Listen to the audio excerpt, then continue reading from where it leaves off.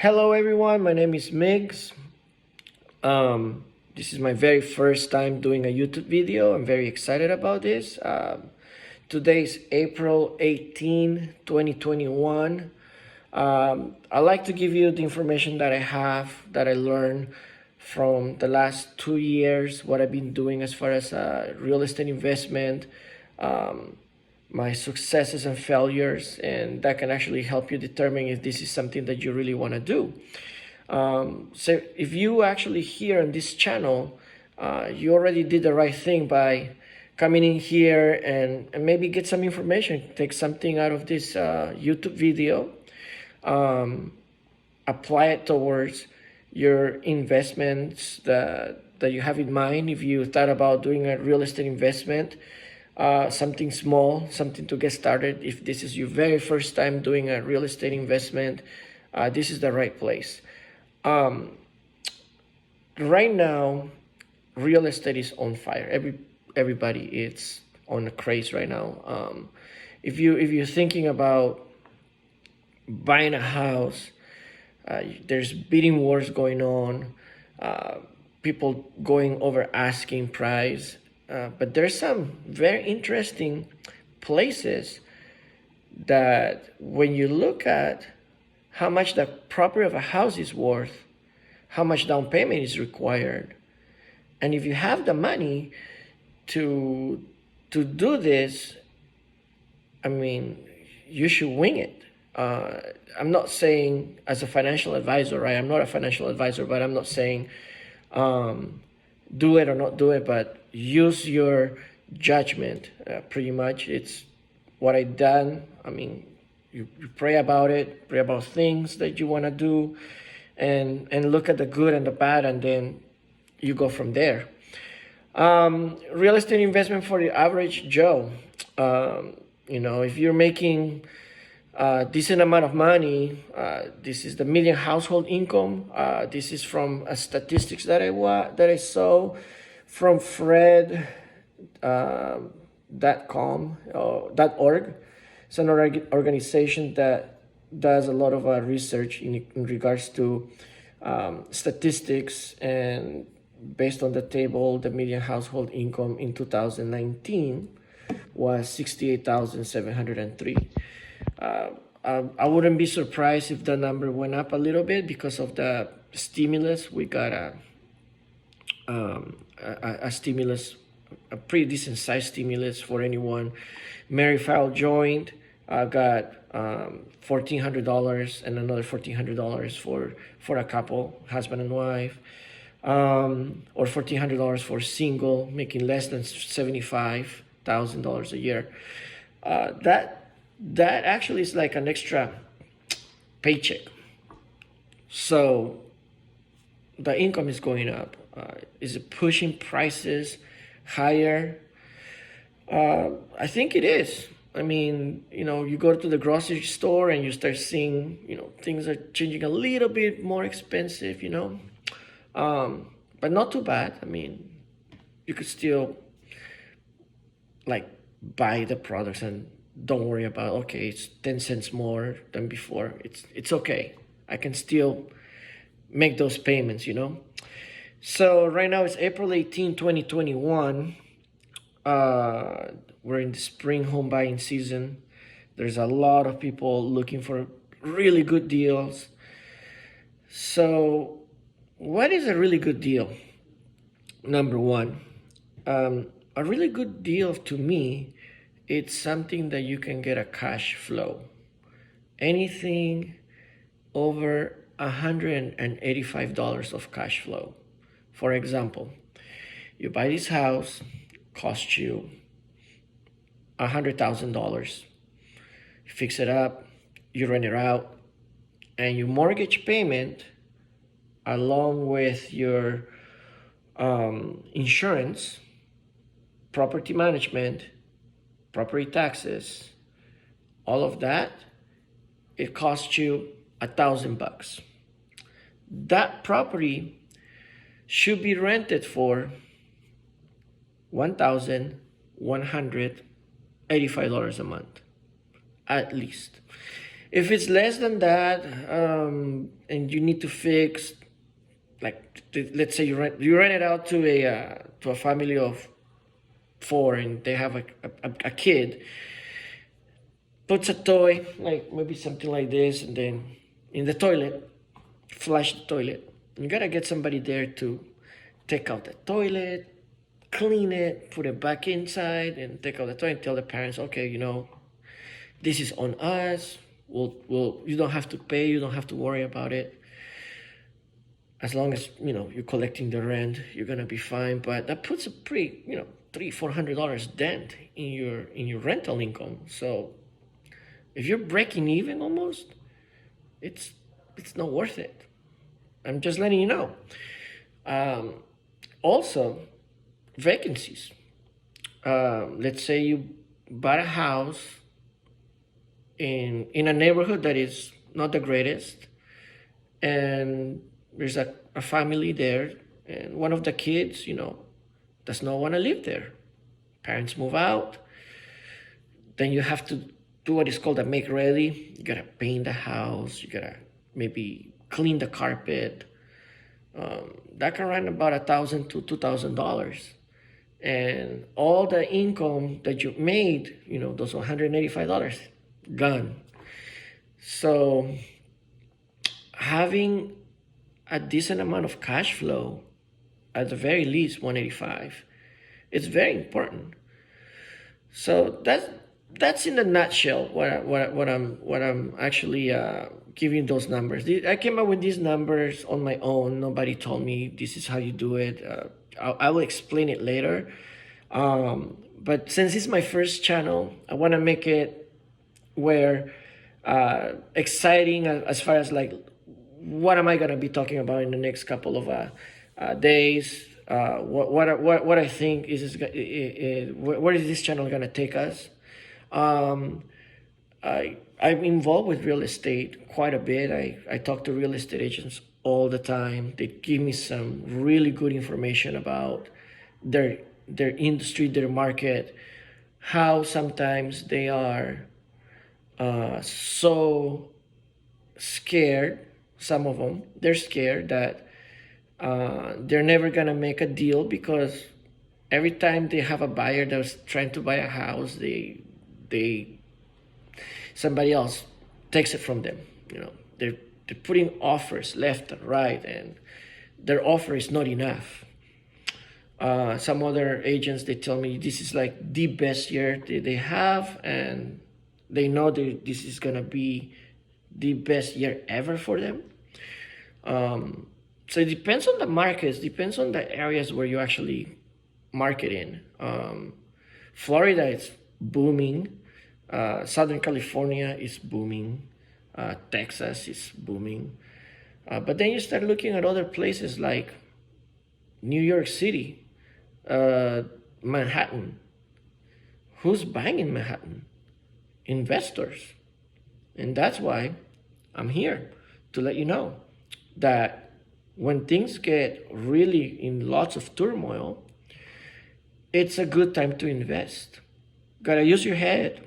Gotta look at the areas, do your homework.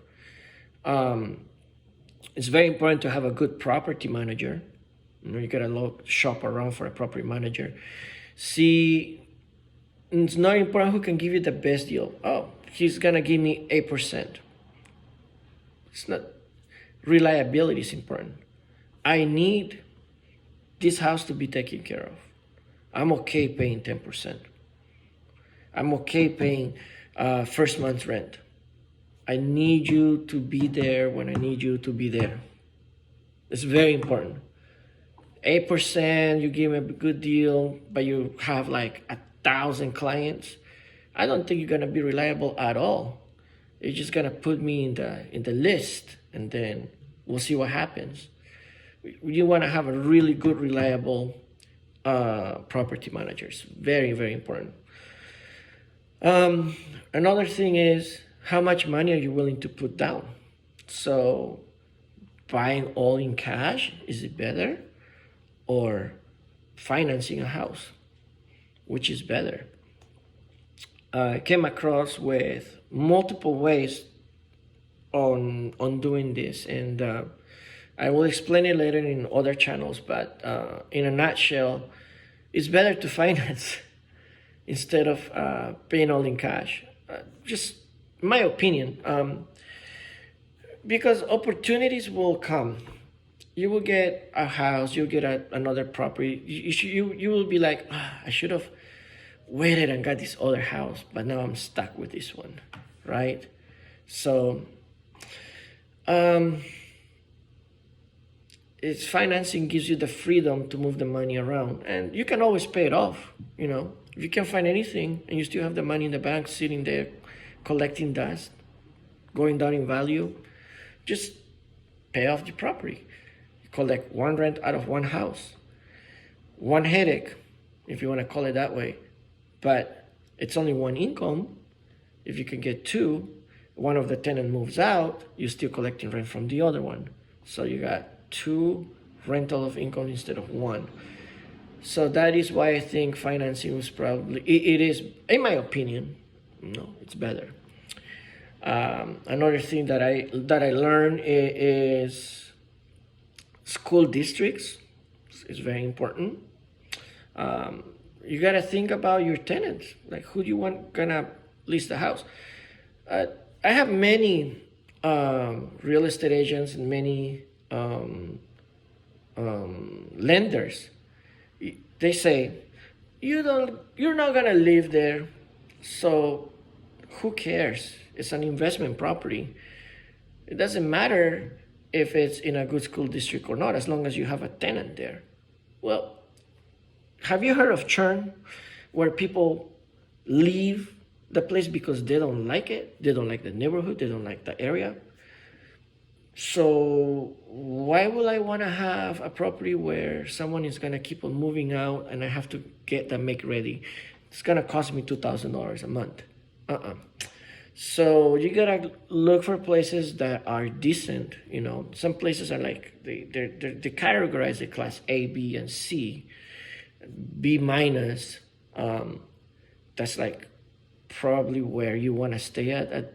C properties are riskier, but they have higher return. I noticed those. I like both, but to be quite frank, every time I go for the B's or higher, it is what it is. You want to have a stream of income that's consistent, and you don't have to worry about your tenant moving out, because you do not want to have to do those make readies. Those make readies cost quite a bit of money, so it's $2,000. Let's say it's $1,500 to do the make ready. Paint, clean the carpet. Maybe there's something in the bathroom that you want to get changed. So you get those things done. Then you get a tenant that moves in, stays there for about a year or so. He leaves again. And then now you have to, maybe the carpet is time to change it. So you change the carpet, and then put a new carpet in. Then that same tenant moves out a year later. So you keep on doing this, fixing the house, and then that's where a lot of people, they just give up. Instead, if you have a tenant that's gonna be there for like 5-6 years, and then you just maintain the house little here and there, that's definitely a lot better. You may not have to raise the rent more, but you keep it there. So it's a steady cash flow, a really good stream of income that you can count on. So that's actually a very good idea. Should I do a single family home or a duplex, triplex, quadplex? It's up to you. I like duplexes. I also like single family homes. But duplexes, to me, it's actually like gold right now. Simply because it is very hard to find. People that you put into those duplexes, as long as in a really good area, they tend to stay longer. The mortgage payment is probably gonna be slightly more than a single family home, right? But then again, if one tenant moves out, the other tenant that's there is paying for at least 75, 80% of your operating cost, which is your rent, your mortgage, your interest. You know what I'm talking about. So all of that is at least 75% is being paid. So you just gotta come up with like a few bucks out of your pocket. So no big deal until you get a new tenant in, and then you're back in the game. So the most important part about this is that you want to invest your money in a tangible asset that appreciates in value over time. Let's say, the stock market, the housing market, it's in a bubble. Is it? I don't know. I don't think so. I think we are close to get to the bubble, but not yet. And the reason being is that there's so much stimulus, and there's not enough inventory, and prices are going to continue to go up.